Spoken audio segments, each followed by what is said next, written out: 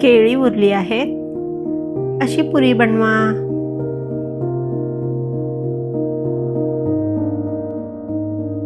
दोन चांगली पिकलेली केळी घेतली आहेत. त्याचे साल काढून सुरीने थोडे कट मारून घेतले. केळपुरीसाठी चांगली पिकलेली केळीच वापरा. 2 चमचे गूळ घालते.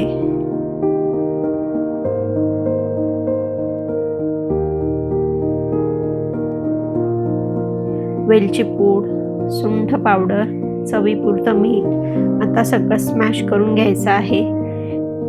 आता याला पर्याय म्हणजे मिक्सरच्या भांड्यामध्ये टाकून 3 ते 4 वेळा फिरून घेऊ शकता. चांगला एकजीव झालेला आहे.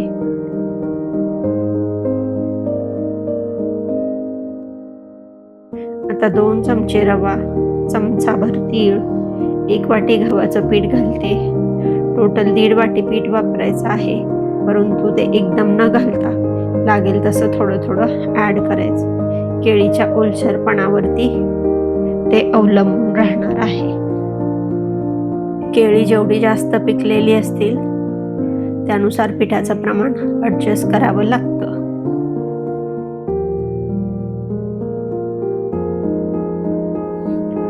आता उरलेली अर्धी वाटी पीठ घालूया. चांगला घट्ट गोळा मळून घ्यायचा आहे.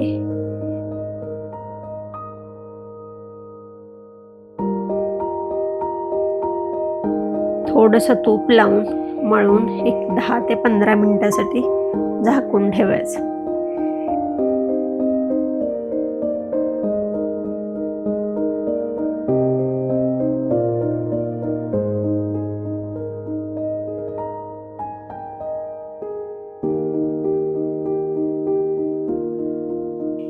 कढईमध्ये बाजूला तेल गरम करायला ठेवलं आहे. पीठ आता थोडंसं मळून गोळे करून घ्यायचे आहेत. थोडंसं तांदळाचं पीठ भरभरून लाटून घ्यायचं आहे.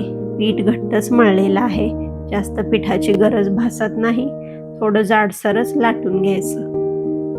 आता एका वाटीच्या मदतीने पुऱ्या काढून घ्यायच्या. एका ह्याच्यामध्ये 4 पुऱ्या निघाल्या आहेत. तेल हलकं गरम झालेलं आहे.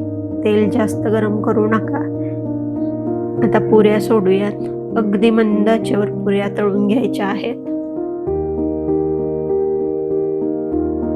2 ते 3 मिनिटांनी बाजू पलटून दुसरी साईड ही चांगली तळून घ्यायची आहे. गॅस आपल्याला बारीकच ठेवायचा आहे. स्लाईड गोडसरपणाच या पुरीला असतो.